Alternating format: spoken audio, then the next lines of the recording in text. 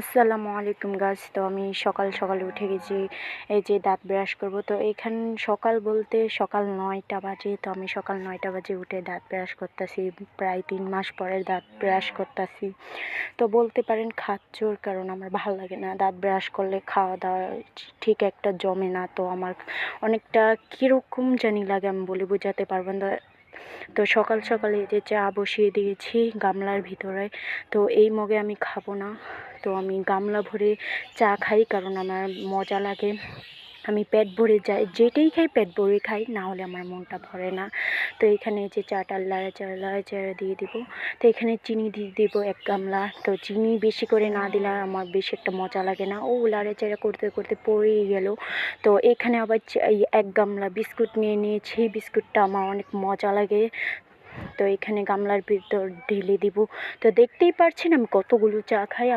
আমি প্রত্যেকটা সকালবেলা এভাবেই চা খাই। তো এখানে বিস্কুট খাচ্ছি আমি চা দিয়ে। তো আমাদের ঘরটা অন্ধকার, তাই বেশি একটা দেখা যায় না, তাই বাইরে এসে খেতে হয়।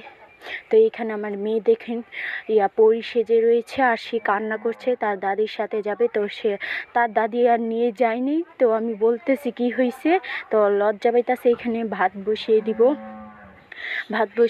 তো এরকম টেবিল কার কার বাসা আছে অবশ্যই বলবেন। তো আমাদের এখানে এরকম টেবিল, কিন্তু টেবিলের পানি দিয়ে রান্না করা যায় না, ভাতটা কালো হয়ে যায়। তো এই যে এখানে বৃষ্টির পানি জমিয়ে রাখি, তো বৃষ্টির পানি দিয়ে রান্না করতে হয়, তাহলে ভাত সাদা সাদা হয়। এখানে কুইশাক নিয়ে নিয়েছি, আজকে কুইশাক রানবো আর লাউ রান্না করব।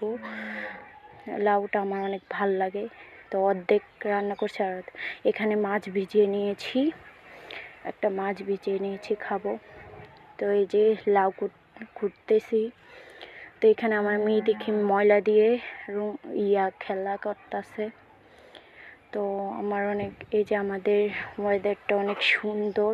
তো কে কে দেখেছেন এরকম ছোট গাছে বেল ধরতে? আমি ফার্স্ট দেখেছি ছোট্ট একটা গাছে বেল ধরতে, কারণ যতই গাছ বড় হোক বেল ধরতে দেরি হয়, কিন্তু এই গাছে বেল ধরে গেছে।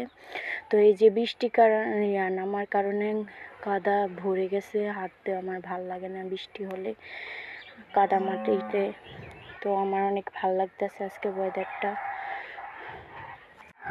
তো এখানে মাছ ভাজি করতেছি, রান্না করব, পেঁয়াজ কেটে নিয়েছি। এখানে লাউ রান্না করব, প্রথমত লাউটা রান্না করব। তো মাছ প্রায় ভাজা হয়ে গেছে, এখানে কষিয়ে নিচ্ছি, লাউটা রান্না করব।